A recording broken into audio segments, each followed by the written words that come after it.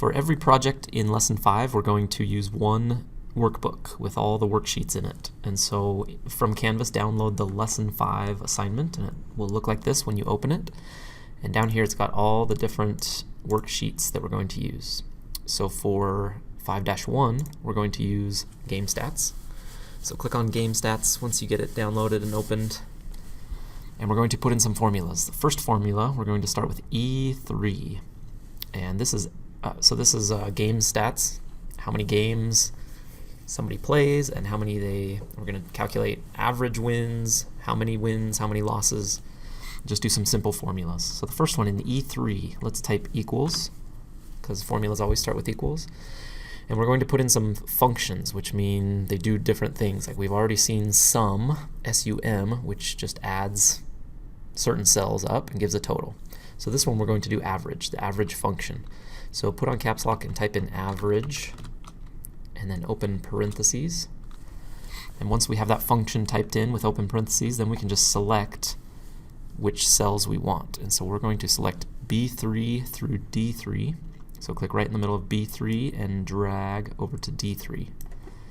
And then close parentheses, but it'll just assume that we want that. So hit enter, and it gives us an average of wins for those 3 games. We won 2 and lost 1, so that gives us 66%. Now we're going to copy that to the others and just have the same average for each row. So grab the fill handle in the corner and drag down, and there's our average for each day. Now we can select all of those and change it to percentages, which would look a little nicer and make a little more sense. So now they're percentages. Day 1 we won 67% of our games, day 2 33, and so on. Okay, the next one we're going to go to G3. So in G3 here, actually, did I skip one? Yep, let's go to G2. Okay, in G2 we're going to figure out how many number of plays there were, or how many games we played. So in G2, let's come up to the Formulas tab, and here's a list of all formulas that we could use, and there's hundreds of them. But let's, over here in AutoSum, click the little drop down arrow, and it gives us some AutoSum functions, and we're going to use the count numbers function. And what this does, it gives us the formula, the function, to just count how many there are in a certain section of cells, how many ones and how many zeros there are, or if there's any number it will count it. So it's waiting for us inside the parentheses to select a range of cells. So select B3 through D12, just like that. It puts it right in there, and hit enter. And so now it says, okay, how many had a positive value, 1 or more, or anything above 0, and 30 of them gave the result of 30, which means we won, or we played 30 times. Actually, you know what? Any number, doesn't matter if it's 0 or 1. Any number that's in there, it will detect it. And so that's just how many cells there are. So how many games? So there's 30.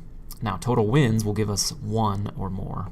As long as there's 1 win in there, it will give it to us. So that formula is, come back up here to the AutoSum, and we're going to do the sum function, and it's going to guess what we want to add up, and it's wrong. We're going to click here and drag out again from B3 to D12 and hit enter. And that way it counts if there is a 1 or not. If there's a 1, it counts it. If there's not, if it's a 0, it doesn't count it. And so that tells us how many wins we have. 17 wins out of 30 games. So now the losses. To get the losses, we just take the difference of how many times we played and how many times we won. So we're going to just do that manually. Equals G2 minus G3. And hit enter, and that's how many losses we had.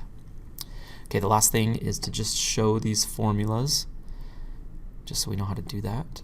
Up here in the Formulas tab, right over here in the Formula Auditing section, Show Formulas, and it shows every formula that we have on the worksheet. So click that again to get rid of it, just so you know how to do that. If you want to see all the formulas on there, that's the button. Okay, save this as lesson 5 in your folders, and we'll go on to the next one.